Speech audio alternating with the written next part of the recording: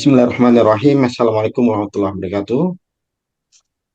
Terima kasih, Alhamdulillah kepada Bapak Budi Herawan ya, yang telah menyediakan waktu pada malam ini, ke Bapak Kurnia ya. Alhamdulillah dengan kesibukan sedang rapat di OJK, tapi terima kasih menyempatkan waktu untuk malam ini. Dan Pak Wayan Priama, terima kasih atas waktunya serta para peserta kajian online ICAI yang ke-42 ya. Malam hari ini kita akan membahas masalah asuransi kendaraan mobil listrik ya. Suatu hal yang baru dan suatu hal yang perlu kita pelajari, kita kaji lebih mendalam. Alhamdulillah pada malam hari ini kita sudah kedatangan para pakar kita ya. Nanti sama-sama kita dengarkan, kita simak ya. Mungkin sesuatu yang sangat berguna bagi kita untuk kita pakai di industri asuransi.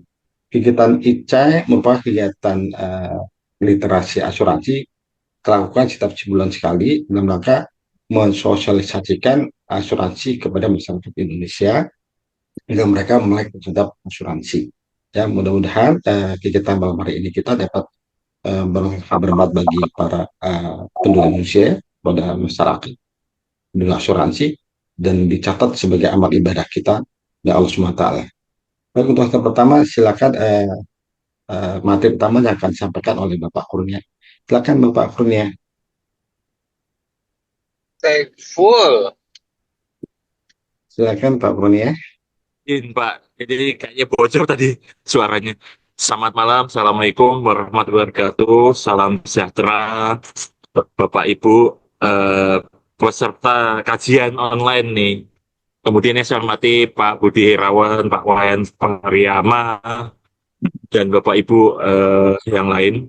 Ini mohon maaf, izin Pak Abdullah, saya belum sempat menyusun slide secara lengkap ya. Cuman mungkin nanti kita ada beberapa bagian yang kita bisa bahas bersama ya. Sebenarnya asuransi kendaraan mobil listrik ini Bapak dan Ibu ini sesuatu yang baru ya Bapak dan Ibu, karena secara tarif ya, kalau kita bicara surat edaran OJK nomor 6 tahun 2017 ini belum diatur sama sekali ya Bapak dan Ibu tarif premi untuk kendaraan listrik gitu ya. Jadi ini memang sepertinya ini memang jadi PR kita bersama ya. Apa sih sebenarnya risiko-risiko yang ditanggung kalau misalnya pakai polis komprehensif seperti apa?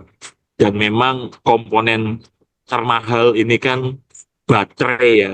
Terus ada peralatan canggih yang sifatnya ada satupun yang lain-lain itu kan, ini mungkin nanti akan kita lihat ya. Moga-moga ini menjadi suatu kajian yang kita bisa manfaatkan bersama Bapak dan Ibu, bahwa sebenarnya apa sih risiko yang ditanggung oleh perusahaan asuransi atas mobil listrik ini Bapak dan Ibu.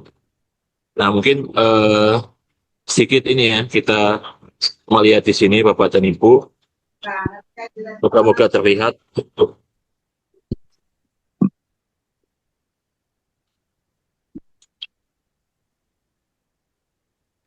Nah, yang pertama Bapak dan Ibu, ini kan kalau kita lihat tadi yang seperti kami sampaikan, untuk polis mobil listrik ini kan sebenarnya cakupannya itu kan sama ya dengan mobil konvensional.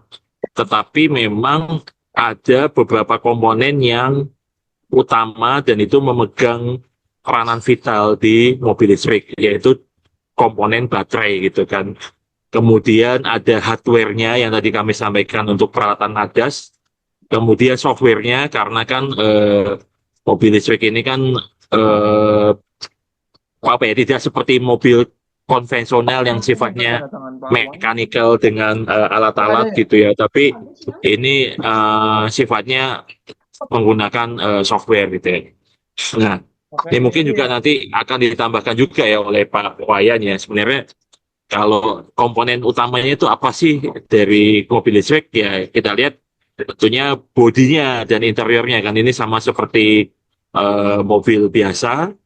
Kemudian motor listrik ya, karena kan Bapak Ibu mungkin mengetahui penggerak utama itu kan bukan internal combustion engine ya, tetapi sebuah motor listrik termasuk inverter. Karena mungkin Bapak dan Ibu mengetahui bahwa diperlukan inverter ini apa untuk mengubah daya yang kalau kita bisa tahunya itu eh, apa DC ya, untuk daya DC dari apa namanya yang sifatnya voltase rendah ya untuk seperti aki segala macam, tapi ini kan kita menggunakan baterai yang tegangan tinggi gitu ya, jadi inilah yang membedakan.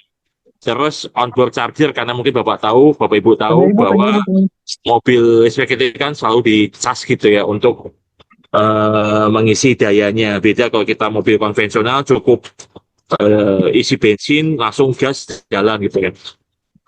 Terus baterai gitu kan. Terus perangkat elektronik yang kami sampaikan karena ini adalah sistemnya canggih, termasuk ada ADAS-nya ya Bapak dan Ibu mungkin sudah sangat familiar kalau menggunakan mobil listrik itu kan kita ada line keeping assist, kemudian line departure warning gitu ya, atau mungkin adaptive cruise control. Itu kan memang sistem-sistem yang canggih baik dari sisi apa namanya softwarenya ataupun hardwarenya. Itu kalau kita melihat suatu objek pertanggungan mobil listrik secara utama. Nah ini mungkin yang bawah-bawahnya ini yang sifatnya adalah tambahan kalau misalnya Bapak dan Ibu memperoleh wall charging segala macam ataupun portable charging gitu ya. Nah, kemudian, nah, Bapak Ibu lihat ini kan sebenarnya secara umum polis komprehensif ini kan mencakup kerusakan atau kerugian dari kendaraannya. Ini mungkin Bapak dan Ibu bisa melihat apakah itu akibat dari tabrakan, benturan, ataupun nanti ini yang mungkin juga kita perlu bahas ya dengan Pak Wayan dan mungkin Pak Budi ya. Apakah eh, konsleting ya ataupun ketabrakan yang menyebabkan mobil itu meledak ataupun kondisi tertentu yang menyebabkan mobil itu terbakar dengan sendirinya itu apakah masuk di sini ya? Ini mungkin apakah sepanjang komponen-komponen elektrikalnya ataupun baterainya kerusakan itu Pak dan Ibu, apakah kalau misalnya akibat kerusakan hardware ataupun softwarenya sehingga menimbulkan baterai itu meledak, apakah itu kemudian menjadi sesuatu yang ditanggung? Nah, ini mungkin kita perlu bahas ya, karena kalau hanya tabrakan ataupun ada bencana alam ataupun terjadi kebakaran dari luar gitu ya, ataupun kerusakan akibat banjir itu yang mungkin perlu dilihat nih. Apakah beberapa kondisi tertentu itu Tadi eh, WA-mu menyebabkan ini dijamin secara keseluruhan atau ada pengecualiannya, Bapak dan Ibu? Nah, ini juga jadi krusial juga Bapak dan Ibu mengenai klausula khusus baterai. Karena ini mungkin nanti, apakah nanti ya secara polis ini komprehensif itu juga mengatur eksplisit. Kalau misalnya baterai ini rusak ataupun kebakar gitu ya, akibat dari kecelakaan misalnya tabrakan, kebakaran, atau misalnya terjadi pencurian gitu. Nah, ini juga satu mungkin yang perlu dibahas mengenai pengecualiannya, karena kan yang namanya baterai ini ya sama ya kayak baterai laptop, baterai HP ataupun baterai yang lain itu kan termasuk baterai mobil listrik ya, itu kan masih akan terjadi penurunan kapasitas atau degradasi karena umur dan pemakaian gitu ya. Apalagi misalnya nih, ini konon saya juga dengar kalau misalnya baterai mobil listrik dicas secara ultra fast charging gitu ya, sehingga ini secara terus menerus itu kan menjadi apa ya gayanya berlebihan untuk dicasnya karena dia menggunakan ultra fast charging secara terus menerus. Atau misalnya ada kerusakan di luar ketentuan pabrikan, misalnya overcharging atau modifikasi atau instalasi charging yang tidak memenuhi standar. Nah ini mungkin juga nanti dibahas dengan Pak Wayan dan Pak Budi ya, terutama untuk replacement kalau misalnya terjadi total loss. Nah ini apakah kemudian total loss ini benar-benar sampai hancur habis termasuk baterainya atau bagaimana untuk penggantian mobil listrik ini secara keseluruhan apabila terjadi total loss. Nah, ini mungkin juga menjadi pokok pembahasan bersama ya. Bagaimana sih sebenarnya underwriting atas mobil listrik ini, itu asuransi mobil listrik. Apakah memang kita sama seperti ya udah asalkan mobil baru gitu kan, internal combustion engine itu bisa langsung kita underwrite gitu kan. Nah, ini mungkin juga perlu juga ya, apakah memang kita memerlukan data-data yang lebih detail gitu ya untuk mobil listrik, misalnya model, tahun pembuatan, terus apakah memang EV-nya ini kan mungkin Bapak Ibu tahu ya, namanya EV kan sekarang macam-macam ya, memang full electric, ada juga plug-in hybrid ataupun yang mild hybrid. Kapasitas baterainya juga sekarang ini kan variasi ya. Ada yang mungkin, mohon maaf, menyebar tertentu ya, misalnya kayak Wuling REV yang kapasitas baterainya rendah, ataupun sampai yang kelas-kelas Denza ataupun Ioniq 5 gitu ya, mungkin yang kapasitasnya sudah 72 kWh gitu ya. Nah, ini juga yang ada yang menarik ya di mobil listrik ini ya Bapak dan Ibu, karena status baterainya itu ada yang kita bisa miliki atau kita bisa leasing atau nyewa. Saya lupa ada beberapa merek tertentu yang sifatnya bisa menyewa. Dan fitur keselamatannya gitu ya, meskipun ya mungkin di negara luar sana mungkin ada beberapa, mohon maaf sebut merek, misalnya Tesla, yang kadang misalnya error terus terjadi tabrakan, ataupun yang beberapa merek di China gitu kan, adresnya error gitu ya. Apakah memang fitur-fitur keselamatan itu dianggap sebagai bagian penyempurna atau malah bisa menyebabkan itu suatu pengecualian Ibumu Bapak aja dan Ibu? ikut, sis. Dan memang harga pasar saat ini ya untuk mobil listrik ini kan memang kalau Bapak Ibu lihat, jangan kita harap beli mobil listrik itu harganya stabil, karena kalau kita lihat di pasar apa namanya secondnya kan jatuh ya sampai mungkin 50% dari harga awalnya atau harga beli awalnya. Nah, ini juga penggunaan juga mungkin berpengaruh ya, apakah memang sifatnya pribadi ataupun komersial, kemudian lokasinya seperti apa, terus pilihan jaminannya tadi yang kami sampaikan, apakah kompresif atau TPL only atau mungkin total loss only gitu ya.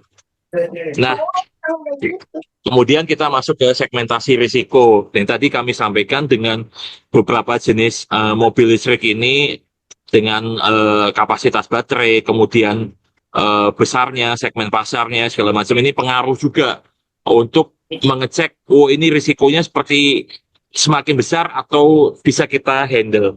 Kemudian profil pengemudinya gitu ya, sejauh apa profil pengemudinya, apakah usia muda ataupun pengalaman ini mungkin ya Bapak dan Ibu tahu ya, kalau misalnya ada beberapa case misalnya wah lupa nginjek gas gitu kan sehingga terjadi kecelakaan amit-amit, atau mungkin karena fitur radarnya terlalu canggih gitu ya, tiba-tiba mobilnya ngerem sendiri misalnya, sementara motor-motor atau mobil di belakang kita nggak siap, itu juga bisa berpengaruh ya. Jadi penggunaan fitur-fitur ADAS ini justru bisa jadi merupakan penyebab kecelakaan atau malah menambah frekuensi terjadinya kecelakaan.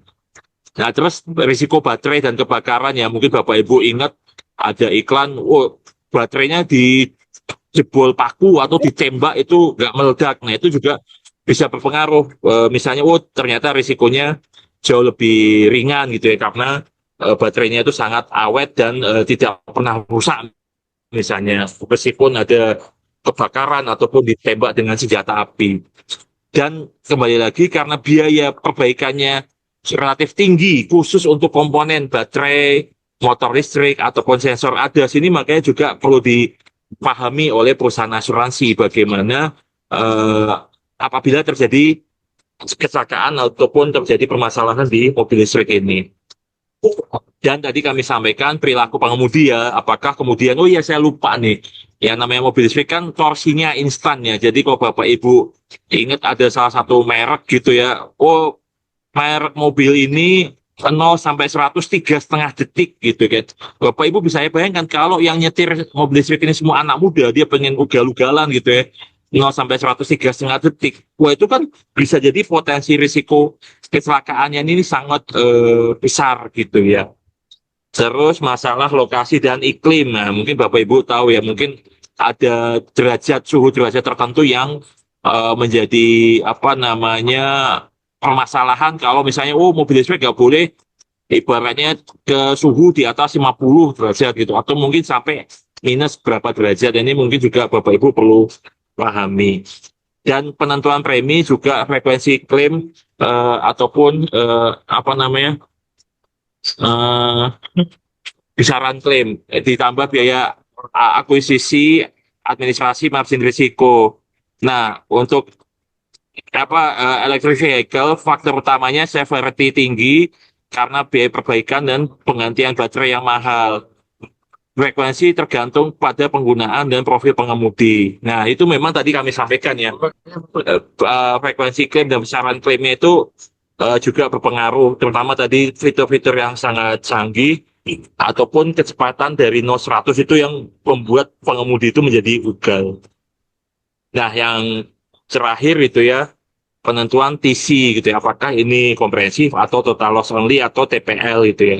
Terus apakah komponen baterai yang paling mahal ini masuk ke objek, termasuk peralatan canggihnya, adasnya segala macam. Nah, deductible-nya ini bagaimana nanti mungkin Pak Wayan, kemudian Pak Budi Irawan, ini seperti apa? Apakah ada deductible standar atau eh, yang ekses yang lebih gitu kan? Nah, itu apa namanya? Kita perlu lihat. Terus limit pertanggungannya seperti apa?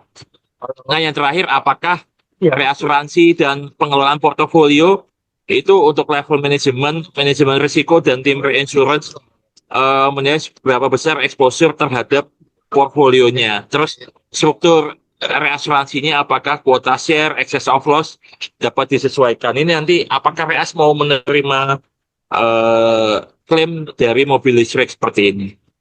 Nah, ini mungkin tahap ini nih, tahap klaimnya ini mungkin nanti juga akan dijelaskan detail oleh Pak Wayan ya. Apakah memang ketika terjadi kecelakaan itu sampai membakar baterai ataupun membakar seluruh mobil, atau memang hanya lecet-lecet ataupun seperti apa, ataupun sampai rusak. Nah, ini kalau misalnya sampai rusak memang perlu surveyor atau loss adjuster gitu ya, karena ini tidak bisa langsung ditentukan, oh rusaknya sekian nih biayanya, jadi perlu keahlian tertentu ya, entah itu surveyor atau loss adjuster, terutama untuk memeriksa kerusakan dari komponen-komponen dari mobil listrik ya, entah itu bodi, struktur, baterai atau yang lain gitu ya. Kemudian penentuannya nih, kalau misalnya perbaikan seperti apa, apakah baterai itu bisa diperbaiki? Nah, mungkin kita nggak punya pemahaman yang memadai ya, apakah memang baterai mobil listrik itu bisa diperbaiki atau memang harus diganti secara blok gitu ya.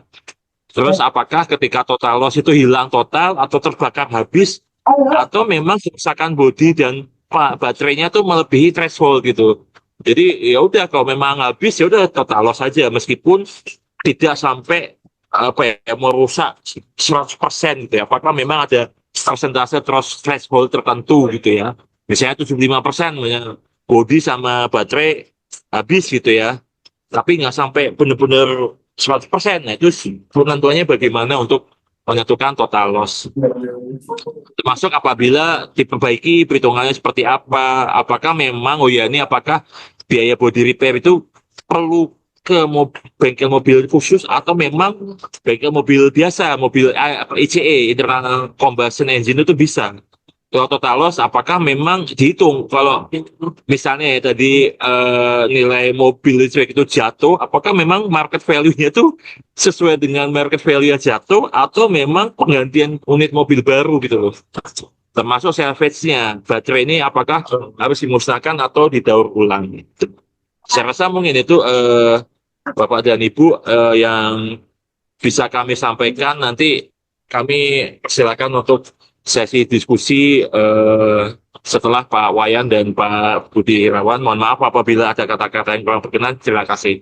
Terima kasih Pak Kurnia Juniakhir telah memberikan panduan kepada kita yang cukup komprehensif tadi dari mulai physically kendaraannya, kemudian dari benefit atau mungkin dari apa covernya gitu ya, kemudian bagaimana kita mengunderwrite, kemudian juga ada isu lokasi yang mungkin berpengaruh kepada baterai dan sebagainya gitu ya, kemudian sampai underwriting, reasuransi dan sebagainya. Jadi mungkin ini jadi catatan-catatan kita untuk diskusi selanjutnya karena memang itu hal-hal yang saat ini mungkin perlu kita kita kumpulkan ya, karena memang karena jumlah belum besar, mungkin secara data statistik mungkin belum ada yang mencukupi untuk bisa membuat sebuah semacam penilaian keputusan dan sebagainya. Tapi kita akan dengarkan lebih lanjut pemateri kedua, yaitu Bapak Budi Herawan yang saat ini menjabat sebagai Ketua AUI. Kami persilahkan Pak Budi Herawan untuk menyampaikan apa yang materi yang sudah disiapkan. Terima kasih Pak Safarudin. Assalamualaikum warahmatullahi wabarakatuh. Bapak Ibu sekalian, peserta webinar yang saya hormati, Bapak-Bapak, Pak Kurnia, Pak Wayan. Saya langsung aja ya. Mohon maaf saya off cam dulu nih karena masih meeting juga. Ada 2 layar saya nih. Jadi saya menanggapi pertama secara ekosistem ya. Ekosistem kendaraan bermotor khususnya EV ini memang 2 tahun terakhir ini cukup naik signifikan ya dalam arti penjualan ya. Sekarang kalau nggak salah dia berada di 17 juta kendaraan atau naik 25% year on year-nya. Nah, saya dari perspektif mobil listriknya itu sendiri tadi sudah diulas sedikit oleh Pak Kurnia bahwa kekhawatiran di dalam kita melakukan mitigasi risiko terhadap kendaraan listrik ini memang kalau menurut saya agak berlebihan ya. Kenapa saya sampaikan agak berlebihan? Ketakutan-ketakutan yang ada memang kalau terjadi kerusakan akibat accident, tabrakan, khususnya terhadap kerusakan yang mengakibatkan baterai itu terkena atau rusak yang notabene-nya harus diganti secara menyeluruh, di mana nilai baterainya itu sendiri kemungkinan besar atau memang harga baterai itu sendiri 60% atau 70% lebih mahal daripada komponen-komponen lain, sehingga akhirnya kalau terjadi accident kita harus menyelesaikan kasus-kasus klaim secara CTL. Namun demikian, Bapak Ibu sekalian yang saya hormati, setelah saya pelajari secara seksama, khususnya dari beberapa kali kunjungan ke negeri di mana pemain EV terbesar yaitu China, kita sebut saja BYD ya. Ternyata kekhawatiran yang tadi saya sampaikan ini sebetulnya kita bisa elaborate ya Bapak Ibu sekalian. Nah, kita elaborate ini yang saya tadi sampaikan karena ini menyangkut satu ekosistem. Ekosistem di dalam arti asuransi sebagai bagian dari yang menerima mitigasi risikonya. Tapi bagaimana dengan populasi kendaraan listrik itu masuk ke Indonesia? Tentunya ini tidak terlepas dari satu regulasi dari pemerintah. Salah satunya adalah regulasi yang memang memberikan satu insentif pajak atau bea masuk yang sangat rendah. Namun ada satu sisi yang pemerintah mungkin saya tidak mengatakan lupa atau mungkin juga terlewatkan, yaitu bagaimana membangun satu ekosistem di kendaraan listrik ini menjadi satu ekosistem yang terintegrated. Terintegrated bahwa kendaraan listrik ini ternyata bukan kendaraan yang harus ditakuti di dalam kita sebagai perusahaan asuransi di dalam melakukan mitigasi risikonya. Kenapa? Ternyata apa yang kita khawatirkan, kita takutkan selama ini. Contoh, ya tadi saya sampaikan baterai. Baterai itu ternyata tidak perlu kita, kalau rusak atau kena tabrak, kita ganti secara menyeluruh, secara 100% baterai. Itu ternyata baterai itu terpilah-pilah. Ada beberapa bagian. Kalau tidak salah ada yang 24 bagian, ada yang 30, tergantung daripada kendaraan itu sendiri, jenis kendaraan maksud saya. Nah, inilah yang saya katakan, kita ini dalam arti kekhawatiran yang memang karena ekosistem yang diawal oleh pemerintah itu sendiri, yang tidak mengkondisikan bahwa semua authorized dealer atau dealer yang membuka penjualan mobil EV di Indonesia tidak diharuskan, diwajibkan membuka transparansi bagaimana sih mobil listrik ini bisa bertahan dan juga bagaimana dilakukan maintenance terhadap kendaraan listrik itu. Nah, ini yang saya rasa yang perlu kita coba cermati. Saya katakan ini kenapa? Karena Cina sendiri populasi kendaraan listrik sangat besar. Kebetulan saya juga baru kembali dari Jerman dua minggu caranya itu 3 salah. minggu yang Tapi lalu. Di si sana ada Kopimnya Mercedes-Benz, nggak ada tahu. Kalau Kopim BMW, nggak dan tahu ada ya kendaraan-kendaraan Eropa. Memang tinggalnya Kopim semua mereka tuh well inform ke semua industri asuransi bahwa ini gininya kendaraan gini. listrik itu tidak perlu ditakuti apa yang selama ini menjadi momok bagi industri asuransi di dalam Awel. kita melakukan satu mitigasi risiko. Nah, inilah yang menjadi tantangan kita di industri asuransi umum khususnya yang memang bermain di kendaraan bermotor. Bapak Ibu sekalian juga harus ketahui, era kendaraan listrik kita tidak bisa elakkan. Kalau kita lihat di era tahun 72-an, di mana Jepang begitu masuk pada waktu itu ya, dengan brand-brand Toyota, Daihatsu, dan sebagainya. Dia menguasai pangsa pasar Indonesia hampir 1 dekade, 2 dekade. Hingga akhirnya kendaraan listrik dari Cina masuk. Bapak bayangkan, pada waktu era tahun 72-74, apa yang dibangun oleh Astra pada waktu itu sebagai pemegang lisensi Toyota. Dia bangun semua ekosistemnya secara integrated. Nah, apa yang terjadi sekarang oleh kendaraan-kendaraan listrik yang ada di Indonesia? Let's say Wuling, BYD, segala sesuatunya. Nah, ini yang mungkin yang saya katakan dari awal, ekosistem ini yang memang secara keseluruhan harus diperbaiki. Nah, kembali kepada risiko yang tadi sudah disampaikan oleh Pak Kurnia. Nanti mungkin Pak Wayan akan lebih detailnya ya. Bahwa ini memang menjadi concern kita semua. Karena setiap 2-3 hari teman-teman di industri itu mempertanyakan, Pak Duka ini gimana ya rate-nya untuk kendaraan listrik, segala bagaimana deductible-nya. Saya hanya berkata bahwa kita ini tarif untuk kendaraan memang diatur sesuai dengan SE 06 oleh Otoritas Jasa Keuangan tahun 2013. Namun demikian kalau saya lihat di dalam tarif kendaraan bermotor itu sendiri kan ada tarif atas, tarif bawah. Deductible-nya juga ada. Saya pikir ini kembali berpulang kepada teman-teman di industri asuransi umum khususnya bagaimana melihat dan melakukan mitigasi risiko terhadap kendaraan listrik ini sendiri. Aduh, Satu nggak bahasa itu. kan? Habis capek ah. Kedua, tentunya tadi saya sudah sampaikan bahwa bengkel-bengkel, authorized bengkel yang dikondisikan oleh semua dealer-dealer, ternyata hanya ada di kota besar. Di kota besar pun nggak semuanya ada, hanya ada di Jakarta. Bagaimana di Semarang, Bandung, ternyata nggak semuanya ada. Gitu. Inilah yang tadi saya sampaikan kembali.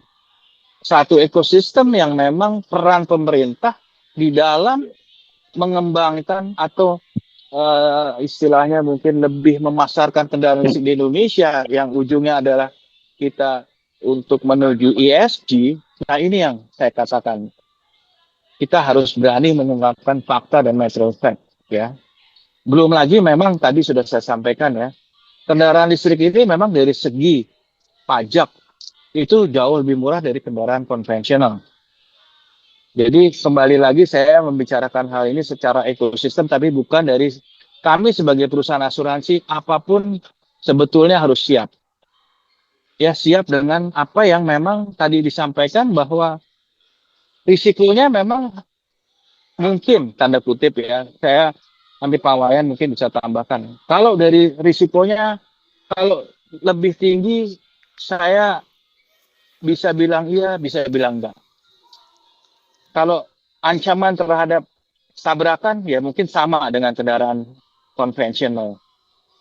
Tadi Pak Kurnia sudah sampaikan, concern kalau misalnya terjadi tabrakan, baterainya harus diganti semua. Apakah benar baterainya harus diganti semua? Ini coba saya ambil contoh. Saya pernah ngalami di perusahaan saya. Satu perusahaan, kendaraan listrik yang lagi common lah itu yang, apa sih mereknya saya lupa itu. Kejadian nilainya 450. Memang kena baterainya. Tapi begitu saya cek dengan surveyor, baterainya memang sebetulnya partial juga. Cuman persoalannya dealernya nggak bisa memberikan baterai yang rusak aja. Jadi tetap harus diganti. Akhirnya saya ganti total loss. Karena CPL. Bayarnya 450. Nah, ironisnya, service-nya bisa laku berapa? 40% dari nilai mobil itu sendiri. Berarti ada yang salah di sini saya bilang. Salvage-nya bisa 40%. Orang mau beli. Berarti dia punya sesuatu yang biasa dia jual lagi dengan salvage itu. Berarti kan nilai baterainya bisa lebih dari yang tadi saya sampaikan. Nah, ini kembali lagi ekosistem. Kemudian kedua, concern mengenai khususnya di teman-teman di industri asuransi umum, selain tadi tarif itu sendiri dan deductible, ini adalah mengenai nilai harga pertanggungan. Bahwa nilai harga pertanggungan terhadap EV ini kan kendaraan khususnya juga kan berdasarkan market, harga market ya.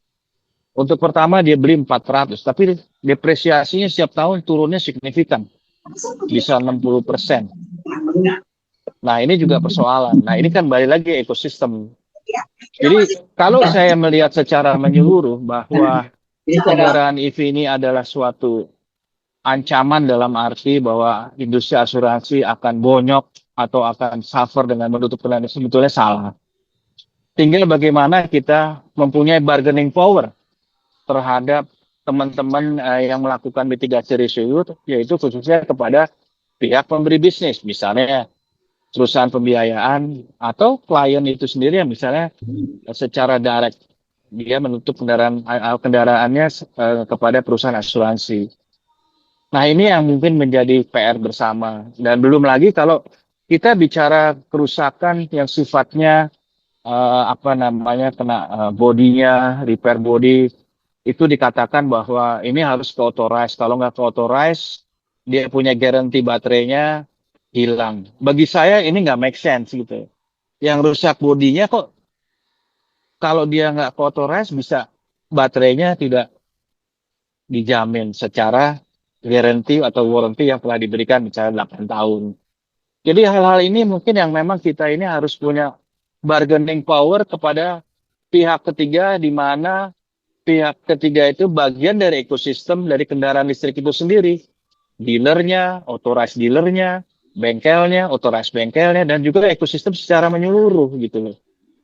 Jadi bagi saya melihat secara satu perspektif bahwa tidak dipungkiri memang kendaraan listrik ini memang pertumbuhannya cukup signifikan di Indonesia ya.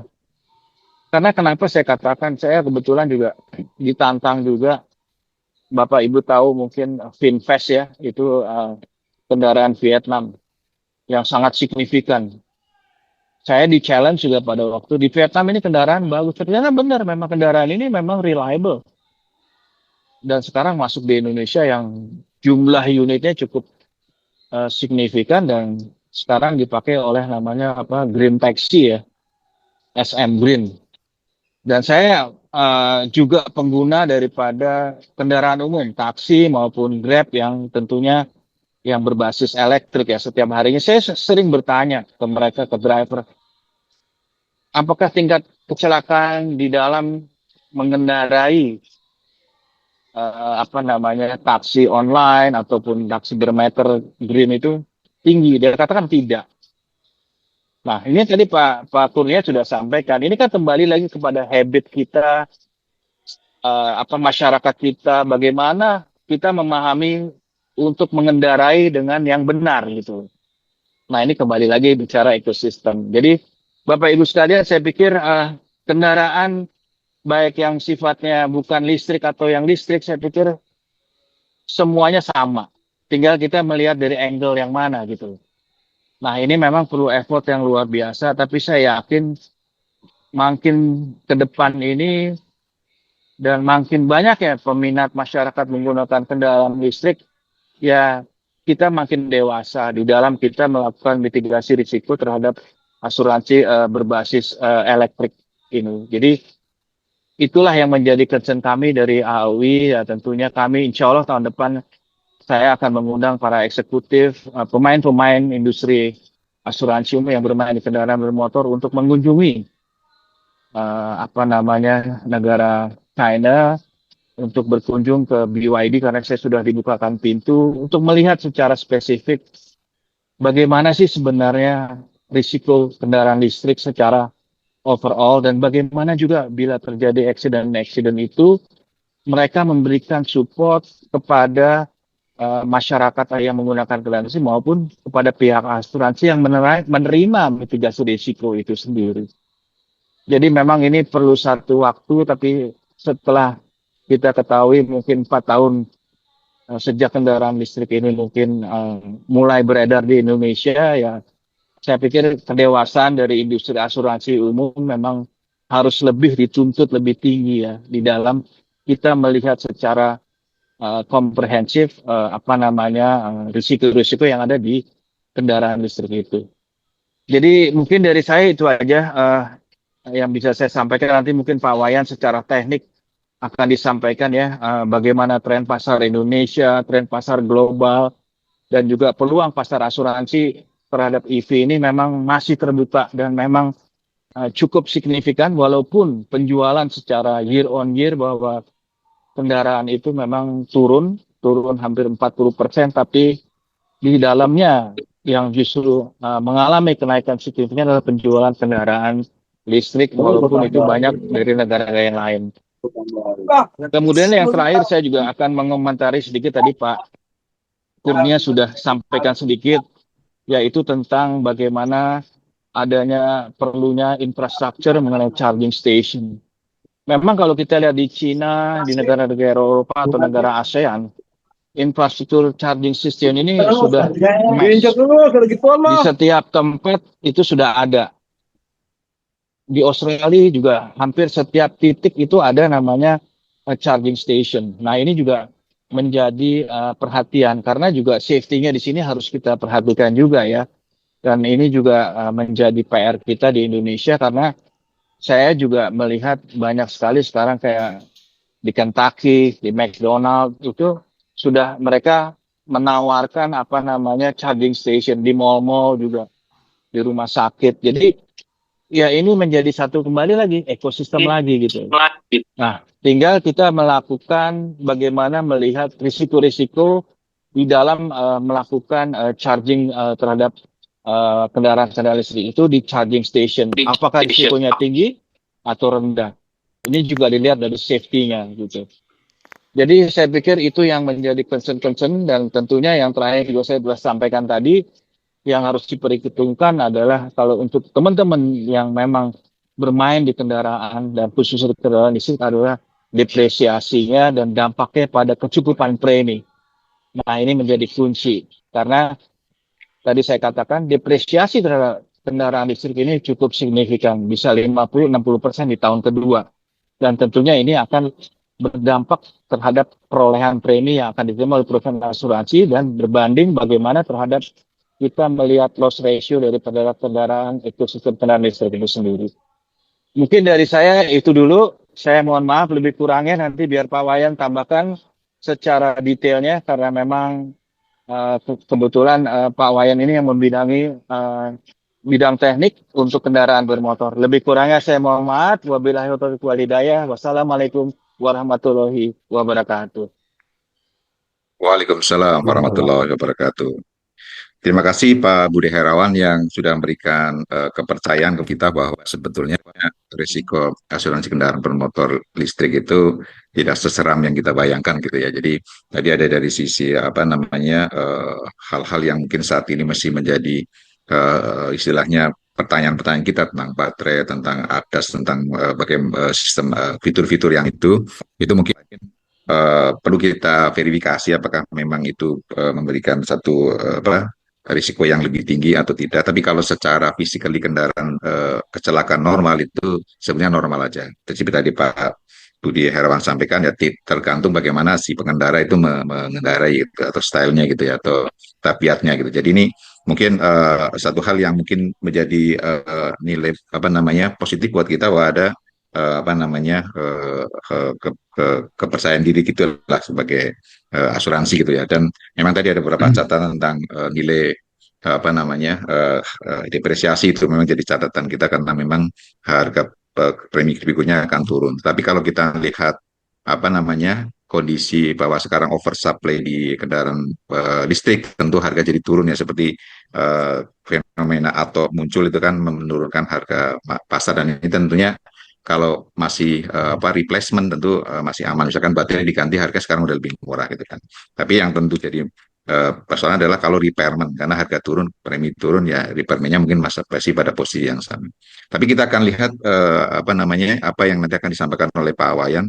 Bidang teknik 3 AUI akan mungkin secara teknis menyampaikan tentang kendaraan ini dan akan digabung langsung dengan Bapak Calvin, Kepala bengkel Lido Motor yang akan membahas secara teknis ya, melanjutkan tadi diskusi-diskusi yang sudah disampaikan di awal gitu ya. Kami persilakan Pak Wayan untuk menyampaikan materinya, Pak. Ya, selamat malam teman-teman semua. Terima kasih Pak Saiful ya atas kesempatannya saya bisa hadir di sini. Pak Amrin, terima kasih. Saya menyambung dari paparan sebelumnya Pak Kurnia, kemudian Pak Budi Herawan.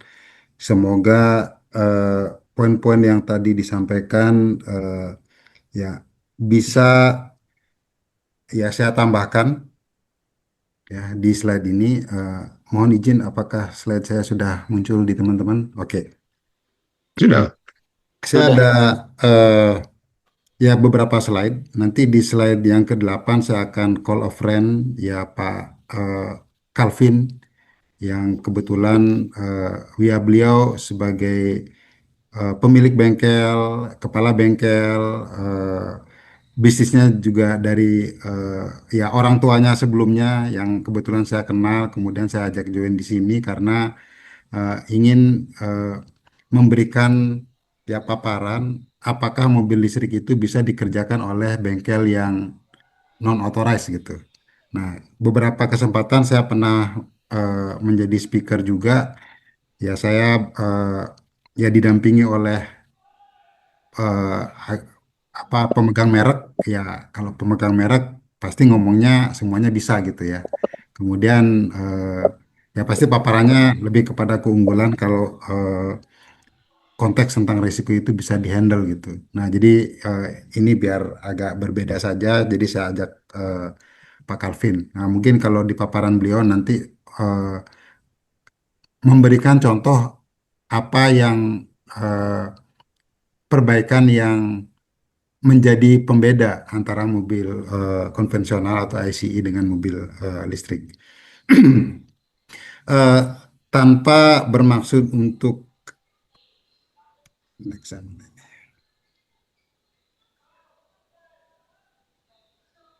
Oke, oke. Tanpa bermaksud eh, kalau teman-teman itu eh, ya belum begitu memahami mobil listrik, karena sebagian dari yang saya lihat di sini ada juga tim saya ya di kantor. Nah, saya cuma mau sampaikan kalau yang disebut dengan mobil listrik itu ternyata kalau dibagi-bagi itu ada beberapa gitu. Nah, ke semua mobil yang menggunakan energi selain bahan bakar fosil itu digabungkan menjadi new energy eh, vehicle. Nah, jadi new energy vehicle itu ada yang hybrid, ada yang hybrid juga tapi bisa dicolok langsung ke listrik, kemudian ada yang full battery, ada juga yang fuel cell juga termasuk ke di konteks ini. Nah, fuel cell pun ada dua, fuel cell yang memang hidrogen menjadi bahan bakar mesin combustion, satu lagi fuel cell yang untuk mengisi baterai. Nah, itu saya nggak paparkan di sini. Nah, jadi yang eh, biasa kita diskusikan mengenai mobil listrik adalah yang BEV ya, jadi Battery Electric Vehicle yang paling kanan. Oke, saya langsung. Nah, ini kebetulan ya kami memiliki tim ya di kantor pusat juga ada yang mengamati tentang penjualan ini, penjualan mobil listrik. Mungkin angkanya agak berbeda karena sebelumnya saya dengan salah satu merek mobil listrik angkanya sedikit berbeda, tapi ini adalah data dari Gaikindo. Nah, jadi eh, penjualan mobil ICE kalau kita lihat dari tahun 2022 sampai ke dengan 2024 itu mengalami penurunan. Di tahun terakhir ya, tahun 2023 ke 2024 itu mengalami penurunan 18%. Namun eh, mobil new energy vehicle itu mengalami kenaikan 44%. Nah, blok yang paling kanan, chart yang paling kanan itu adalah perbandingan 3 kuartal tahun 2024 ke quarter yang sama di tahun 2025. Nah, itu mobil new energy vehicle itu naik 49% ya. Sementara mobil yang konvensional itu turun 19%. Nah, ini saya pecah lagi eh, perbandingannya antara hybrid kemudian plug-in hybrid dan full battery. Nah, saya langsung saja ke chart tahun 2023 dan 2024. Nah, jadi eh, untuk hybridnya itu memegang porsi yang paling besar ya 56 57%. Nah, kemudian secara growth itu growth di BEV itu sampai 154%. Ya. Nah, saya langsung ke chart yang paling kanan tahun 2024 ke 2025. Eh, Pelanggan itu sangat berminat dengan plug-in hybrid ya. Pertama, kalau dia sempat ngecharge ya udah dia charge, kemudian giliran dia lupa ngecharge berarti dia pakai full combustion engine. Nah, itu peningkatan salesnya itu lebih dari 2000 eh, persen ya kenaikannya. Nah, sedangkan yang BEV itu mengalami kenaikan 96% ya. Kemudian yang hybrid kenaikannya ya hanya 9%. Nah, kemudian tentang baterai. Nah, jadi kami di AAWI juga membahas ya beberapa bulan yang lalu ya di dalam pertemuan mengenai risiko kendaraan listrik itu akhirnya lebih mengarah kepada baterai ya yang dikhawatirkan gitu. Nah, saya dapat materi dari salah satu Los Adjuster ya. Mereka eh, punya paparan kalau baterai mobil listrik itu dari berbagai jenis tipe baterai.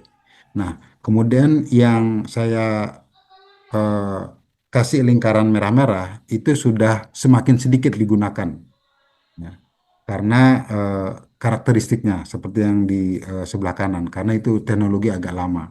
Nah, yang paling baru itu adalah yang LFP, ya, lithium ferrofosfat atau lithium ion phosphate. Nah, di sini eh, dianggap yang paling eh, rendah risiko eh, thermal runway-nya.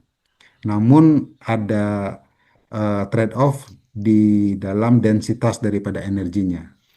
Nah, yang paling banyak masih digunakan adalah yang lithium nickel, ya, lithium nickel mangani cobalt oxide. Nah, itu even di Tesla sendiri dia mempunyai beberapa tipe, ada yang sudah menggunakan LFP, ada yang masih menggunakan yang lithium nickel. Nah, tapi ada juga diskusi di grup kami ya membahas ini. Memang ini menjadi diskusi seolah-olah mobil listrik itu menjadi lebih berisiko terhadap fire. In fact, setelah dilihat statistiknya, ternyata tidak juga. Malah kejadian fire ya di mobil konvensional pun tinggi. Tapi karena itu dari dulu memang sudah ada kebakaran-kebakaran mobil combustion, kalau dia kebakaran nggak jadi berita juga gitu. Jadi sehingga exposure-nya itu dianggap ya biasa gitu. Namun kalau mobil listrik yang terbakar itu jadi berita. Sehingga akhirnya risk perception terhadap mobil listrik ini menjadi lebih tinggi. Namun secara data tidak seperti itu. Ya malah kalau ya teman-teman sempat cari di Google, studinya itu malah kebakaran di mobil ICE itu bisa puluhan kali lipat lebih tinggi secara persentase probability-nya. Ada yang bilang 60%, apa, ya, 60 kali lipat, ada yang masih bilang belasan kali lipat. Tapi ya ada berbagai macam sumber, tergantung risetnya di negara mana. Oke, saya lanjut. Nah, ini tadi Pak Kurnia eh, menyampaikan tentang ADAS ya, jadi Advanced Driver Assistance System. ADAS ini menjadi konteks yang cukup ya ya banyak yang dibicarakan karena Tesla pada saat dia pertama kali membuat mobil listrik, dia langsung menyajikan mobil yang paling advance lah dari sisi advance assistant, driving assistance. Nah, kemudian pada saat pabrikan Cina membuat mobil, ADAS-nya ini ya nggak sampai tinggi-tinggi amat gitu. Jadi yang sekarang beredar di Indonesia paling di level 2 ya. Nah, di level 2. Jadi intinya dia bisa berakselerasi otomatis, dia bisa mengerem otomatis, kemudian eh, ada lane assisted, nah, sampai di situ. Nah, tapi kalau yang di beberapa negara environment-nya memungkinkan, ya sudah jadi eh, fully autonomous, ya tanpa ada pengemudi sama sekali. Nah, jadi kita lebih kepada level 2. Nah, sebenarnya ADAS ini nggak cuma ada di mobil listrik. Jadi kalau mobil-mobil Eropa yang ya premium, itu juga sudah ya ADAS level 2 ini udah lama juga, walaupun itu combustion. Nah, sedikit tentang eh, kerumitan yang eh, terdapat di dalam kendaraan yang memiliki ADAS adalah begitu banyaknya sensor, begitu banyaknya kamera, ya, yang ada di dalam mobil tersebut. Sehingga kalau di mobil biasa, ya itu paling kena sensor mundur, ya, sensor apa namanya alarming tentang distance. Jadi ini ada banyak yang eh, bisa malfunction gitu karena benturan. Nah, jadi ini yang akhirnya membuat eh, jadi lebih lama memperbaiki karena mesti cari spare partnya. Yang sayangnya ya seperti juga mobil-mobil yang lain, kalau mobil itu model baru sudah pasti nggak gampang spare partnya. Kadang eh, mungkin butuh sekitar ya 1 tahun sampai akhirnya si supplier itu bisa menyiapkan yang slow moving spare part itu available cepat gitu. Nah, ini slide tentang risiko-risiko. Nah, jadi risiko mobil listrik itu ya bisa dibagi menjadi 3 ya. Risiko teknisnya, risiko finansial, sama risiko regulasi. Nah, saya mulai dari risiko teknis ya. Jadi tadi sudah disampaikan tentang adanya baterai, kemudian pada saat charging juga bisa kemungkinan risiko kebakaran, teknologinya beda-beda, ada yang kena benturan juga dia bocor kemudian bisa terbakar ya sensor-sensornya. Nah, sehingga secara teknis asuransi itu klaimnya seperti apa? Lebih tinggi biayanya. Nah, kalau Bapak dan Ibu sempat ya googling gitu, berapa sih harga premi mobil listrik dibandingkan dengan mobil konvensional? Straight away dari sekian banyak eh, sumber akan menyampaikan range antara 15 sampai 25% lebih mahal. Itu di global ya. Nah, di kita, nah ini yang eh, apa bahasan kita justru hari ini. Nah, risiko finansialnya kedepresiasi itu kalau kita memilikinya. Nah, kemudian kalau dari sisi asuransi, contoh misalnya kita punya tarif asuransi kan untuk yang kategori harga 400 sampai 800 juta itu kan cukup lebar. Nah, jadi semasih harga mobil listrik itu yang 400 juta ke atas, katakanlah ya BYD M6, kemudian makin ke atas sampai 800 apa ya, BYD Sea Lion, misalnya Sea Lion 7. Nah, eh, secara eh, range-nya itu cukup lebar. Nah, namun kalau harganya cepat merosot, artinya harga yang awal belinya itu 700-an juta, kemudian beda setahun atau 1,5 tahun dia udah menjadi ke 400-an lebih dikit. Dia kan mobil yang sama, tapi kita terima preminya itu hampir setengahnya gitu. Namun kalau kita perbaiki, nggak ada bedanya harganya. Nah, sehingga itu yang ada risiko di sisi pricing. Nah, berbeda dengan praktek pricing di di global atau di luar negeri, mereka itu nggak pakai rate ya asuransi mobil itu. Jadi dengan memasukkan sekian banyak faktor risiko, akhirnya tiba-tiba keluar aja angka ya $500, $2.000. Udah langsung duit gitu. Terlepas harga pasarnya berapa, asalkan mobil itu sama, pasti di-charge-nya dengan jumlah yang sama gitu. Karena untuk mencukupi membayar klaimnya. Nah, risiko regulasi ini tentunya eh, ada faktor yang menyebabkan harga juga. Jadi misalnya kalau subsidi atau fleksibilitas dari pajak itu berubah, ya akan bisa berubah. Kemudian dari sisi penggunaan, ya kalau sekarang listrik masih bebas masuk di area ganjil genap, ya kalau itu dicabut mungkin akan berbeda lagi case-nya. Nah, saya pause sampai di sini untuk presentasi saya eh, sejenak karena habis ini saya akan lanjutkan dengan slide yang selanjutnya. Saya mau call a friend, jadi Pak Kelvin untuk bisa menyampaikan salah satu contoh kasus saja yang ya saat ini ada di bengkel beliau untuk memberikan gambaran apa sih bedanya kalau dia mengerjakan mobil yang apa kerusakan yang sama antara mobil listrik sama yang konvensional. Pak Kelvin, ready nggak? Ya, baik. Ya, Jadi Pak, baik. silakan. Selamat malam Bapak Ibu semua. Terima kasih Pak Amrin dan Pak Saiful untuk waktunya. Mungkin saya bisa menjelaskan sedikit untuk pengerjaan mobil EV ya, untuk pengerjaan di bengkel.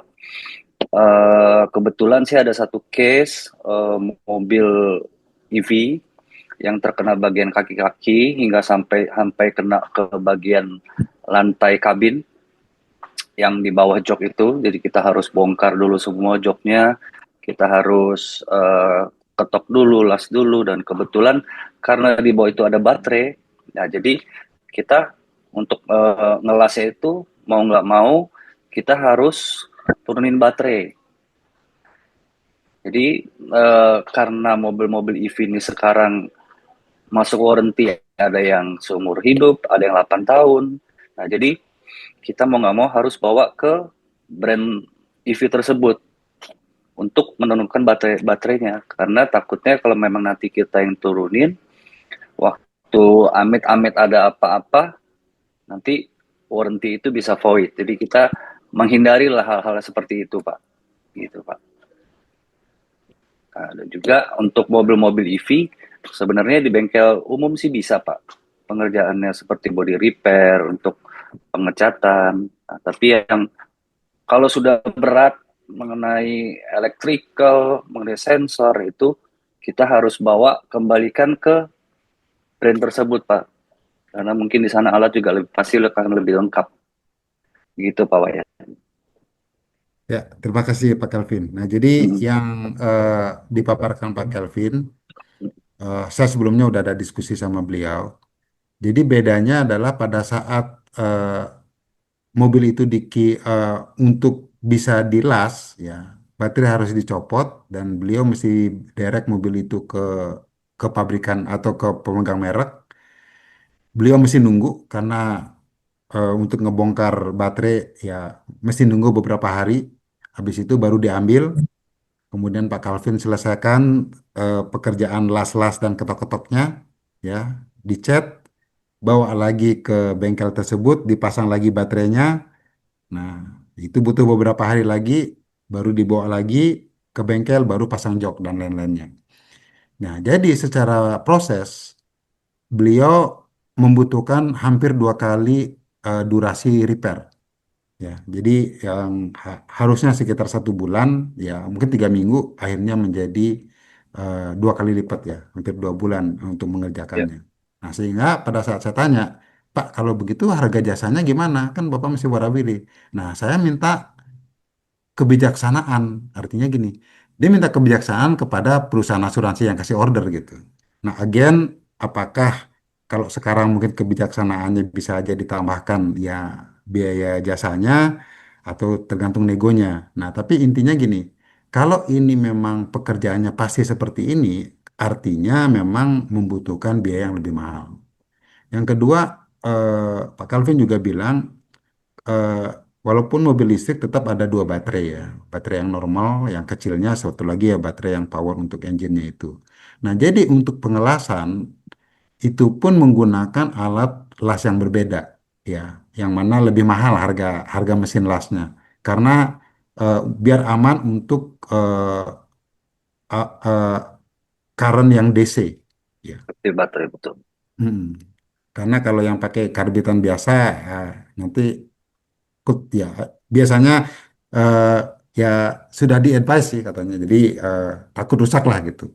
Nah, kemudian tentang alat-alat untuk mengecek-ngecek sensor, itu pun spesifik terhadap merek-merek mobil tersebut. Contoh misalnya, apakah setelah tabrakan itu beliau pasang-pasang spare partnya, itu spare partnya berfungsi normal atau enggak?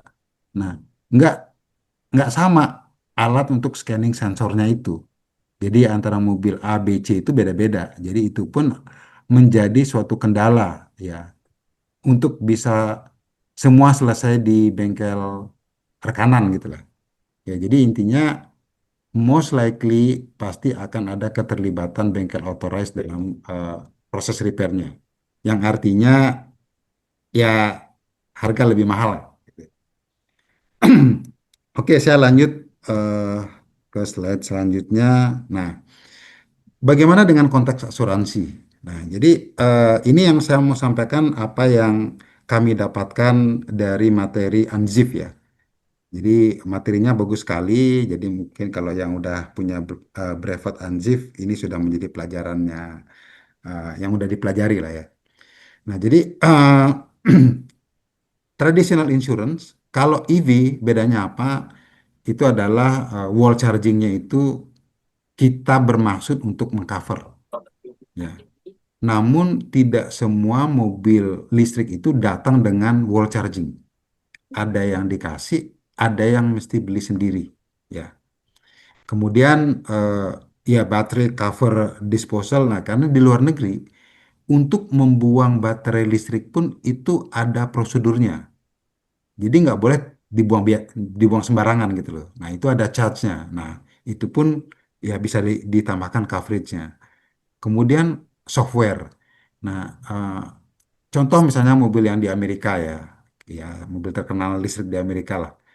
Jadi untuk mengupgrade mobilnya itu agar eh, maps ya, settingan mapsnya itu menjadi lebih powerful, itu mereka cuma ngupdate software. And then ngupdate software itu harganya ada harganya gitu. Jadi eh, kalau nggak salah 1.000 lebih dolar gitu. Nah jadi Nah, itu gimana dengan penggantiannya nanti? Ya, halo, kok kan nggak ada tumben? yang ditambah apa-apa, cuman main software saja. Nah, itu termasuk di cover atau enggak. Nah, jadi semua ya yang saya kotakin di tengah-tengah itu merupakan add-on yang saat ini di market global itu available untuk ditambahkan. Nah, satu lagi adalah servicesnya. Nah, kemudian ini tentang perbedaan wordingnya. Nah, jadi apa? eh, ada draft yang sempat beredar, tapi ini cukup lama, tahun 2021 ya, kami belum dapatkan yang draft barunya. Itu apa saja sih yang berbeda dengan mobil konvensional? Nah, ini beberapa tambahan-tambahannya. Nah, kemudian nah ini beberapa eh, modifikasi-modifikasi yang eh, relevan untuk dimasukkan ke dalam cover mobil EV. Ya, contohnya misalnya pada saat di power grid misalnya. Jadi pada saat kita charging mobil, misalnya PLN-nya itu eh, dayanya tiba-tiba berubah sehingga menyebabkan mobil rusak, itu di cover atau enggak? Nah, di wording di luar negeri itu udah ada yang bisa mengcover. Di kami apa di Indonesia kita belum sempat diskusikan itu karena nggak belum belum ada contohnya, belum kebayang gitu. Nah, kemudian kalau yang sekarang kita mengisinya kan biasanya di tempat publik juga ada, misalnya di mall. Ya tiba-tiba terjadi fluktuasi tegangan misalnya, menyebabkan mobil rusak. Nah, apakah itu claimable atau enggak? sekarang dengan wording yang ada itu jadi nggak claimable, ya. Karena apa analitik, ya, analisa dan asumsi untuk pricingnya. Nah, kemudian nah battery. Nah, tadi juga sering didiskusikan mengenai battery. Jadi karena battery ini ada umurnya, yang mana kalau di handphone itu ada ya baterai health gitu. Intensi dari kami di AAUI yang ya diberikan apa namanya ya, yang diberikan kewenangan untuk membuat suggestion gitu ya, bermaksud untuk menjamin eh, secara indemnity gitu loh. Jadi kami tidak bermaksud untuk menggantikan baterai itu as a new replacement. Sehingga apa yang kami pikirkan adalah kita akan mengganti dengan adanya depresiasi gitu.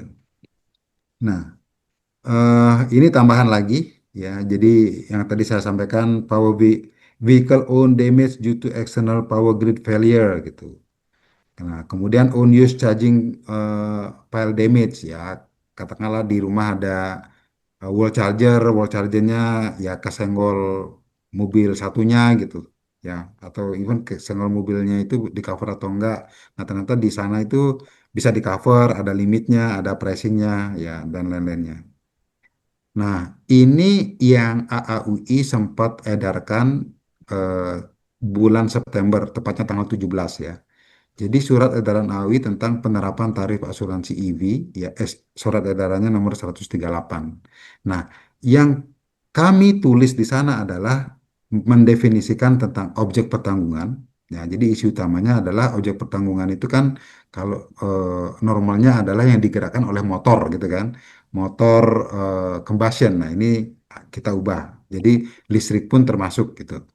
Nah, wording polis akhirnya kami mengusulkan ada tambahan beberapa klausula yang mana merupakan usulan. Jadi kalau mau di straightforward digunakan silakan, tapi kalau mau dikutak-atik oleh underwriter itu juga silakan.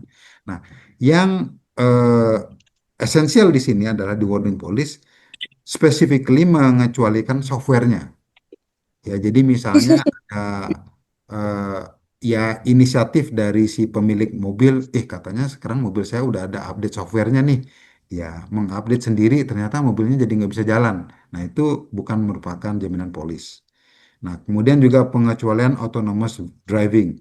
Jadi eh, anything yang dibantu oleh ADAS ternyata akhirnya menjadi kecelakaan, ya tidak menjadi jaminan.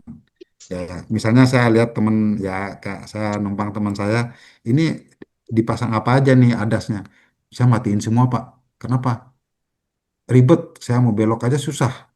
Ya, jadi mau ganti lane susah, ya mesti pasang sen, baru dia mau. Oh gitu. Jadi intinya adas pun kalau nggak terbiasa, akhirnya di offin juga semuanya.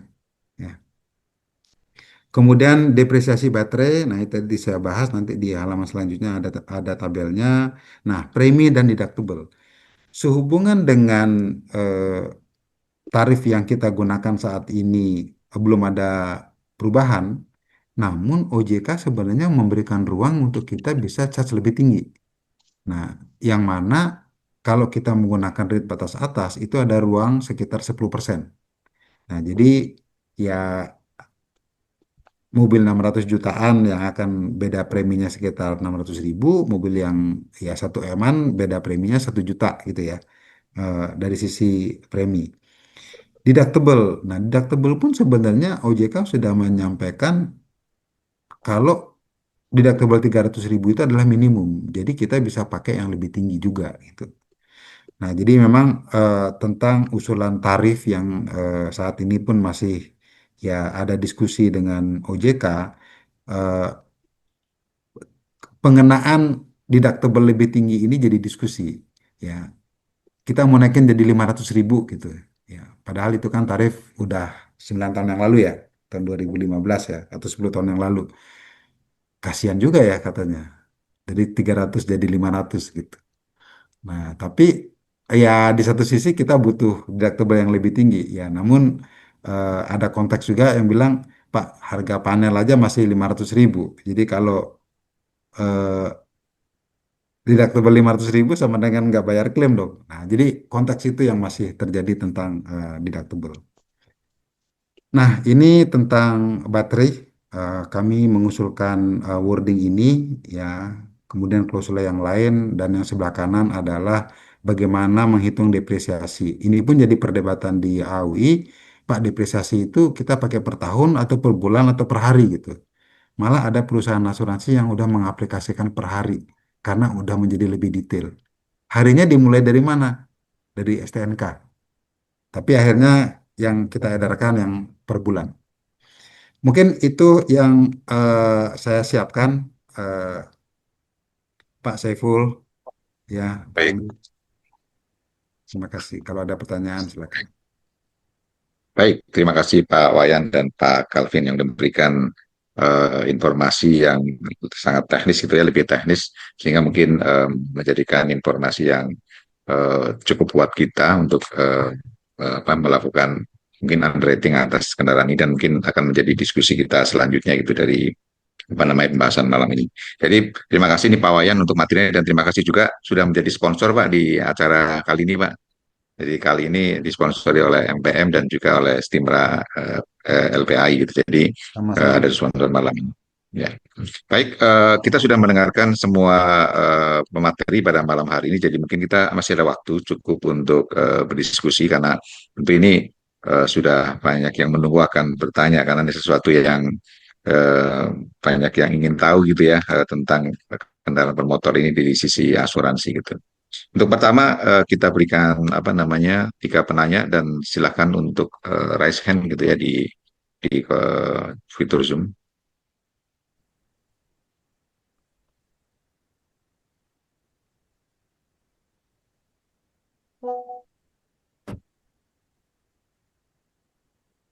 Ya,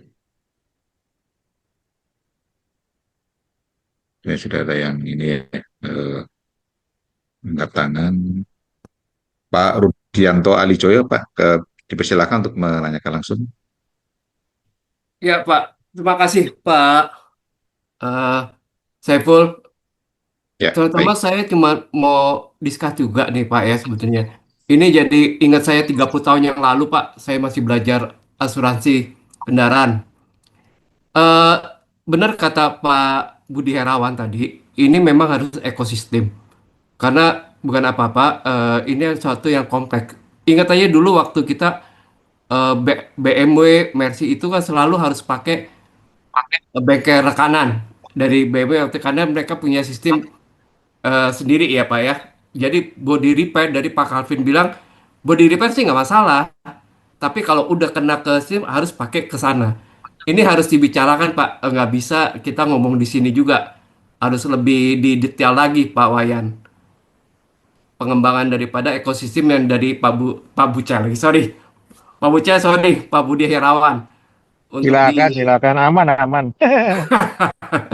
kita bicarakan lagi untuk ininya, Pak. Karena nggak mungkin preminya lebih murah daripada untuk yang mobil konvensional. Intinya gitu, Pak Wayan. Sorry, Pak Wayan. Terima kasih, Pak Saiful, Pak Kelvin. Baik, Salam buat papanya, baik, Pak Kelvin. Ya, ya, jadi saya baik, tambahkan sedikit ya, Pak. Tadi kan saya memang mengungkapkan ekosistem, Pak. Di era tahun 70-an kan kita tahu ya, perubahan dari dulu kita Indonesia mobil import semua ya. Dulu kita mungkin yang lahir tahun di bawah tahun 70 masih ingat primadona kendaraan pada waktu itu adalah Fiat, Holden ya. Oh iya, Begitu tahun 72 masuk Astra dengan gengnya Jepang itu, semua juga kaget. Tapi kita hadepin pada waktu itu, ya kan? betul. Nah, ini yang harus kita sama-sama. Makanya itu saya tentunya dari AWI, dari asosiasi juga mengencourage teman-teman di industri perasuransian, asuransi umum khususnya yang bermain di kendaraan bermain. Ayolah, kita sama-sama gitu. Kita punya bargaining power. Kita punya bargaining power itu loh. Tadi Pak Wayan sudah secara detail menyampaikan ya risiko secara menyeluruh di kendaraan listrik itu apa. Oleh karena itu saya waktu saya ke China, saya ke Jerman, saya kaget juga nih. Kenapa sih di Indonesia masih ada reluctancy berbicaranya mengenai baterai gitu loh. Oke, Betul. baterai is one of the most important di dalam kendaraan elektrik. Tapi apa hanya baterai itu sendiri yang menjadi concern kan gitu. Baterai itu ternyata memang menjadi momok, tapi baterai itu bisa diperbaiki secara parsial. Dan ironisnya BYD pun ternyata baterai yang rusak atau damage karena accident itu bisa diperbaiki, nggak usah diganti. Gitu loh Pak. Ya jadi ini menjadi satu tantangan ekosistem. Ya pemerintah semua juga harus sama-sama. Mungkin pemerintah karena dari awal mendorong penjualan EV itu dengan memberikan relaksasi bea masuk yang rendah, ya kan? Akhirnya kendaraan listrik ini bisa bersaing dengan kendaraan konvensional yang harganya jauh. Konvensional. Iya. Dan juga pajak tahunannya jauh dan bebas gage lagi kan gitu, Pak. Jadi marilah kita coba berpikir yang jernih. Tadi sudah disampaikan panjang lebar sama Pak Wayan. Saya hanya menggambarkan secara utuh, secara ekosistem lah. Ayo, kalau kita memang terjadi perubahan paradigma dari kendaraan konvensional kepada kendaraan listrik, marilah ini saatnya kita sama-sama. Kita bangun kekuatan ekosistem ini, kita perbaiki ekosistem ini, gitu. Kalau tidak, ya kita dimulai dari kita tidak mempunyai bargaining power, ya susah kan. Tadi Pak Wayan udah bilang ke authorized dealer harganya masih bisa ditawar lah, ini kan susah gitu. Ya nggak Pak? Hmm. Ya itu aja mungkin tambahan saya. Terima kasih. Pak Wayan mungkin tambahin Baik, lah. ya baik. Silakan Pak Wayan. Ya, tambahan dari yang tadi sih nggak ada, Pak. Jadi intinya tentang pricing ini, ya kalau di market kita kan ada diskon lah ya. Ada diskon, ada komisi. Tapi intinya perbedaan yang sekitar 15% sampai 20% ya eh, belum terbukti juga sampai saat ini karena statistiknya itu kita belum punya. Nah, jadi apalagi tentang yang baterai tadi ya. Jadi baterai itu yang baterai health turun seberapa banyak itu juga masih belum bisa kita quantify karena mobil yang baru apa yang baru 2 tahun 3 tahun belum terlihat gitu loh. Nah, yang saya pernah diskusikan sama ya eh, praktisi, one day kan pasti akan ada baterai aftermarket gitu. Karena kayak kita punya handphone aja, kan nggak mesti juga kita beli ya handphone katakanlah mau merek-merek yang premium misalnya. Kan di apa di Mall Ambassador banyak tuh nggak mesti juga ke authorize-nya dan jalan juga gitu. Dan itu harganya is a fraction daripada harga originalnya. Jadi pada saatnya nanti when there is a demand, pasti akan ada supplier yang akan fill in gap ini gitu. Nah, jadi ya for the time being banyak perusahaan asuransi yang masih menjalankan bisnis ya pricingnya itu masih mirip-mirip gitu ya. Udah sama lah. Paling ya ditambahin klausula biar kalau ada kejadian eh, ada kejelasan lah kita itu limit liability-nya seperti apa. Mungkin itu Pak kalau dari saya. Baik, terima kasih Pak Wayan. Pak Wayan, di sini di dalam chat ini ada pertanyaan dari Pak Dadi. Ya. Apakah premi asuransi kendaraan di Indonesia sebaiknya mengadopsi praktik pricing di luar negeri yang tadi Pak Wayan jelaskan, dia tidak menggunakan tarif namun berdasarkan individualis assessment dari beberapa kriteria underwriting. Mohon pencerahannya Pak Wayan. Oke, terima kasih. Eh, ini Pak Dadi ini eh, guru saya ini. Beliau di eh, apa di Amai sebagai penguji juga. Nah, saya ngelihatnya begini. Pada saat tarif itu dibuat, kebetulan saya ikut di dalam timnya ya di bawah bimbingan Pak Budi Herawan. Pada saat membuat tarif itu harus sederhana juga. Karena apa? Tarif ini akan digunakan sebagian eh, mayoritas oleh pemberi bisnis kita yaitu perusahaan pembiayaan. Nah, jadi eh, sepanjang bisnis kita itu mayoritas dari channel eh, yang bukan asuransi ya, bukan channel direct, pada saat pricing structure-nya itu rumit, itu mereka susah jualinnya. Jadi itu sebenarnya yang menjadi pertimbangan kenapa ya pricing kita kok gini-gini aja gitu. Itu karena mau disimplify sehingga dengan ya tabel yang sekarang pun sebenarnya cukup rumit dari yang sebelumnya nggak ada tabel ya, sebelumnya nggak ada rate. Dulu kan tarif premi komprehensif 3%, TLO 1,5%. Udah gitu aja dulu. Habis itu menjadi kita bagi wilayah, bagi kategori, ya macam-macam. Nah sehingga apa itu yang menjadi kendala kenapa kita nggak bisa mempricing in a ideal and then more accurate way gitu. Tapi kalau ada perusahaan yang eh, mempunyai lini apa penyaluran itu direct ya, yang mana ada agen dia udah bisa punya kalkulatornya, bisa aja gitu. Dan itu bisa kalau nanti OJK eh, ya menerima usulan ini bisa jadi ada dua struktur yang berbeda gitu. Mungkin itu Pak Dadi penjelasan dari saya. Terima kasih. Baik, terima kasih Saya Pak. tambahin deh Pak Dadi. Pak Pak Dadi Dadi coba mungkin izin ya, nggak saya nambahin ya sedikit silakan. menarik nih kalau masalah tarif. Silakan, Pak silakan. Dadi, kita Silakan. harus jujur lah. Ya. Tarif kendaraan bermotor di Indonesia ini cukup tinggi dibanding yang lainnya. Yang menjadi beban kan adalah biaya akuisisi ya Pak. Ya, kita harus Betul. jujur lah. Ya. Jujur lah, kita biaya akuisisi berapa sih ini? 25 plusnya berapa? Sehingga kecukupan premi itu akhirnya yang tadi nggak cukup. Kita melakukan satu mitigasi risiko terhadap kendaraan elektrik.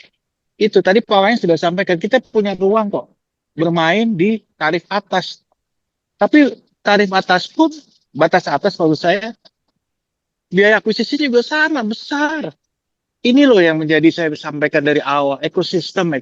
Ayolah perbaikilah. Asuransi umum, industri perasuransi kita punya marwah yang sama dengan industri yang lain. Tapi kenapa kok kita mau ya memberikan sesuatu bukan dalam pelayanan, tapi dalam besar-besaran biaya akuisisi. Ini loh yang saya selalu sampaikan kepada regulator, kepada teman-teman di industri. Industri asuransi umumnya tidak efisien gitu loh. Tidak efisien gitu loh. Sampai kapan kita mau begini? Itu pertanyaan yang harus kita jawab sama-sama. Khususnya ke teman-teman yang ikut webinar malam ini. Coba kita introspeksi lah. Makin apapun bagusnya regulasi, besarnya atau apa namanya evaluasi tarif kendaraan bermotor, harta benda, gempa bumi. Tapi kalau biaya akuisisinya tetap tinggi, so what gitu loh. NDN-nya yang kita terima ya tadi minus 65%, minus 50%. Benar-benar. Ya akhirnya nggak cukup terus gitu loh. Itu aja tambahan saya. Terima kasih. Mohon maaf nih kalau ada yang kesinggung ya, tapi saya harus ngomong apa adanya ya, material fact yang ada di market industri asuransi umum ya begini gitu loh. Ini yang harus kita benahi sama-sama. Kalau nggak sekarang ya kapan lagi gitu. Terima kasih. Boleh sedikit nambahin Pak Saiful. Makasih Pak Budi Ya. Herawan. Benar sih Pak, ekosistemnya harus ditambahin dengan OJK-nya sendiri ya pengaturnya. Jadi harus berani kita berapa ya memberikan asumsinya kepada OJK bahwa ini harus eh, lebih apa kita lebih perhatian ya untuk ke depannya karena pasti mobil listrik ini akan lebih bermain di Indonesia. Jangan salah karena beberapa juga pemain-pemain kita sudah masukin mobil listrik sendiri walaupun mobil listriknya itu buatan dari Cina tapi dipakai mereknya Indonesia. Seperti itu Pak Saiful, Pak Wayan. Baik. Makasih Pak.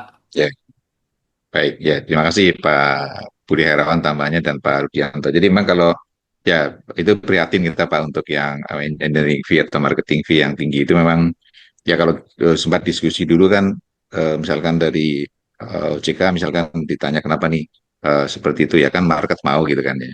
Terus broker ditanya broker minta ya kan asuransi juga mau gitu. Jadi itu apa namanya ya sesuatu yang sudah terjadi di market dan memang pembenahannya sebenarnya kalau menurut saya sih memang dari regulasinya, karena muncul itu juga dari regulasi yang memberikan ruang yaitu marketing fee.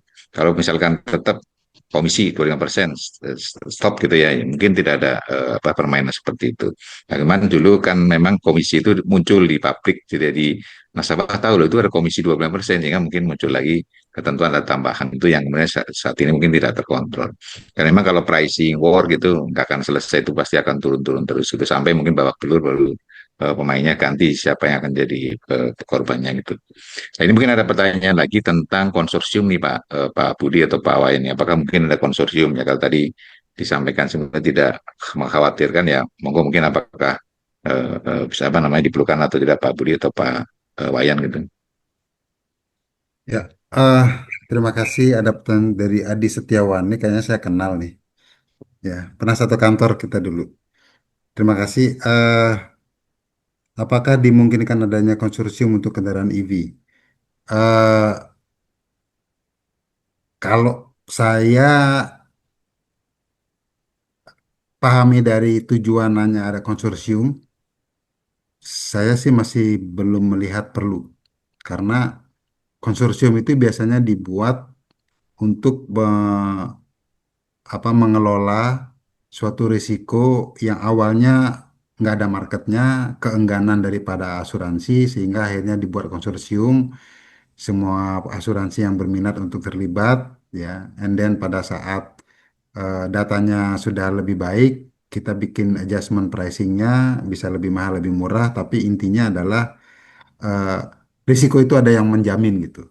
Nah, sehingga kan dulu kan pernah kita buat konsorsium asuransi pasar, konsorsium eh, penyingkiran rangka kapal misalnya. Nah, tapi untuk yang EV ini karena eh, sum insurednya rendah, retail, menurut saya sih enggak. Nah, namun berangkat dari kebutuhan tentang statistik yang sesuai, ada usulan. Nah, ini Pak Budi Herawan untuk bisa menambahkan, untuk kita mengumpulkan data sehingga kita bisa menghitung itu more accurately. Nah, AAUI sudah mempunyai plan mengenai pengumpulan data yang lebih akurat ini. Mungkin Pak Budi kalau mau tambahkan. Terima kasih Pak Wayan. Saya pikir saya harus menjawab tantangan market ya.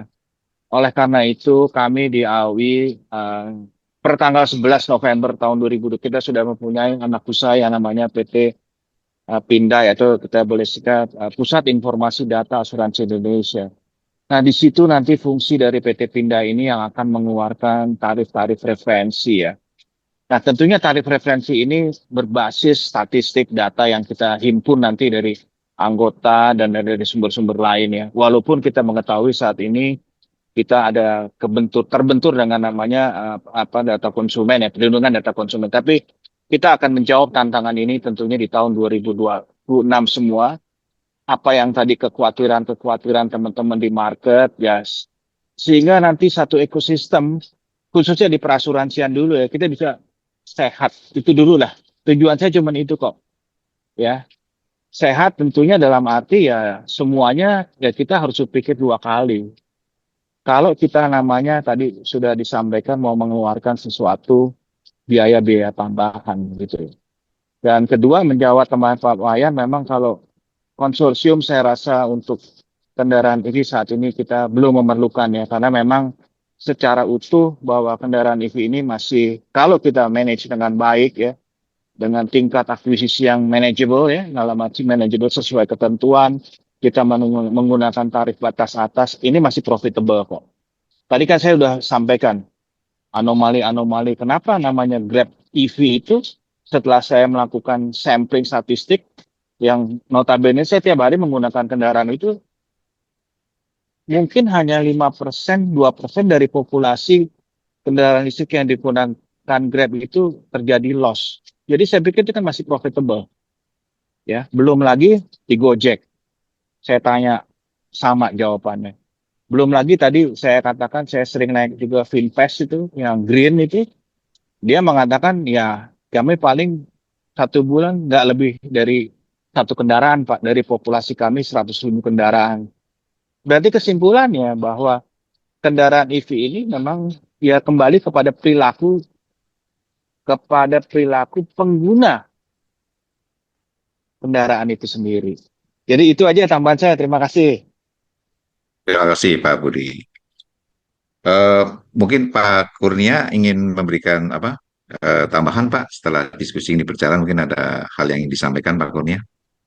Baik, terima kasih Pak. Ini mungkin saya pakai tanda bintang dulu ya, disclaimer. Takutnya nanti dijadikan anggapan tanggapan OJK resmi ya. Jadi ini mungkin saya harus memisahkan baju dulu nih Pak. Saya sebagai ya ilmiah nih Pak ya. Jadi kalau kami lihat Bapak dan Ibu, mungkin dari tadi pokok pembahasan yang Pak Budi dan Pak Wayan, ini sepertinya kalau kami lihat pribadi ya, ini ada risiko-risiko yang mungkin belum tercapture atau terdeskripsikan dengan jelas di SEOJK 6 tahun 2017. Karena kan mungkin SEOJK itu kan sudah lama ya, sekitar 8 tahun yang lalu. Sementara kondisi sudah berubah, terus ada beberapa hal yang tadi mungkin terkait dengan fitur dan baterai yang memang tidak ada di mobil konvensional atau ICE. Nah, ini mungkin yang sebenarnya nanti perlu dipertimbangkan ya. Apakah kajian secara resmi ya, nanti mungkin dari AUI atau siapapun itu ya yang mungkin memiliki kapasitas dan kapabilitas itu, apakah tarif premi yang ada saat ini di batas atas tadi ya, mungkin referensinya batas atas itu memang menggambarkan atau mencukupi nggak untuk mengcover risiko dari mobil listrik ini, Bapak dan Ibu, termasuk tadi kalau yang masalah biaya akuisisi dan biaya lain-lain, kita tetap di OJK tidak, istilahnya tidak mentoleransi lah kalau itu kemudian diakal-akalin gitu ya. Apalagi kalau memang risiko yang saat ini belum bisa terlihat gitu ya, kan mungkin untuk menentukan tarif premi konon studinya tuh harus minimal misalnya di atas 3 tahun atau di atas 5 tahun, sehingga kita tahu nih, oh, risiko frekuensi dan severity dari mobil listrik ini memang berbeda dari mobil internal combustion. Jadi seperti itu sih sebenarnya Bapak dan Ibu, kami sebenarnya secara pribadi melihat bisa jadi ini eh risiko yang berbeda ataupun risiko yang belum termanage atau belum kita lihat secara komprehensif dan detail ya, karena apa ya, booming mobil listrik sih baru-baru saja ya, kecuali memang kita sudah punya pengalaman data yang lebih lengkap 3 tahun 5 tahun ya, mungkin ya jadi patokan, oh ternyata tarif premi batas atas pun ini sepertinya kurang memadai. Mungkin gitu sih Pak, tanggapan sementara. Terima kasih. Baik, terima kasih Pak Kurnia atas tambahannya. Jadi mungkin kita sudah cukup banyak nih diskusi dan sepertinya di kolom chat atau di Rasen juga tidak ada yang bertanya. Jadi mungkin kita bisa akhiri pertemuan malam hari. Semoga menjadi apa namanya curious gitu. Jadi kita pengen tahu terus karena memang apa namanya ini hal yang baru dan tadi sudah banyak dipaparkan. Semoga menjadi semakin banyak kita diskusikan, semakin banyak kita bahas gitu ya. Jadi pada malam hari ini kita ada beberapa hal yang kita dapatkan, yaitu pertama memang tadi dari Pak Kurnia menggambarkan kalau ingin melihat secara utuh yang memang ada beberapa poin tadi cukup banyak ya secara komprehensif baru kita perhatikan.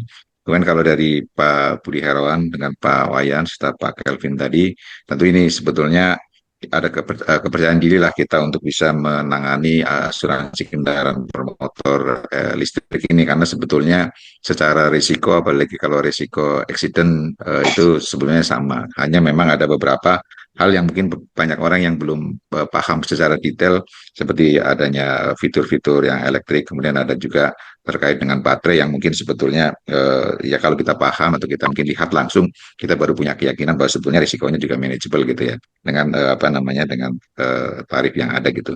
Dan mungkin satu hal yang memang tadi ditekankan oleh Pak Pichel, Pak Budi Herawan adalah ekosistem gitu ya, karena memang ini tidak berdiri sendiri Pak. Jadi ekosistem tadi mungkin juga ada termasuk nanti broker yang tadi Pak Budi sempat sampaikan juga mendapatkan apa namanya engineering fee yang cukup banyak dengan berbagai apa namanya kebutuhan mereka gitu ya. Kemudian juga nanti dari regulasi OJK mungkin juga pesan jangan sampai harganya malah diturunkan Pak, seperti hanya kita memberikan benefit dengan adanya kendaraan bermotor yang mungkin jadi pajaknya lebih murah gitu ya.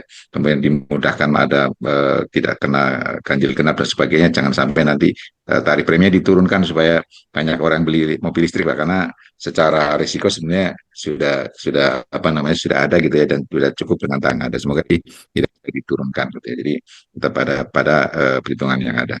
Jadi mungkin demikian yang bisa kita diskusikan pada malam hari ini. Semoga menjadi pemicu diskusi-diskusi selanjutnya, dan kami disimuli dari AUI untuk apa namanya menindaklanjuti beberapa kajian ya, terutama terkait dengan sisi teknis gitu ya, apakah itu wording ataupun mungkin nanti juga ada usulan pricing dan sebagainya, atau mungkin apa namanya tindakan-tindakan lain yang terkait dengan apa penjagaan ekosistem atas industri asuransi secara keseluruhan ya, tidak hanya mungkin electric vehicle.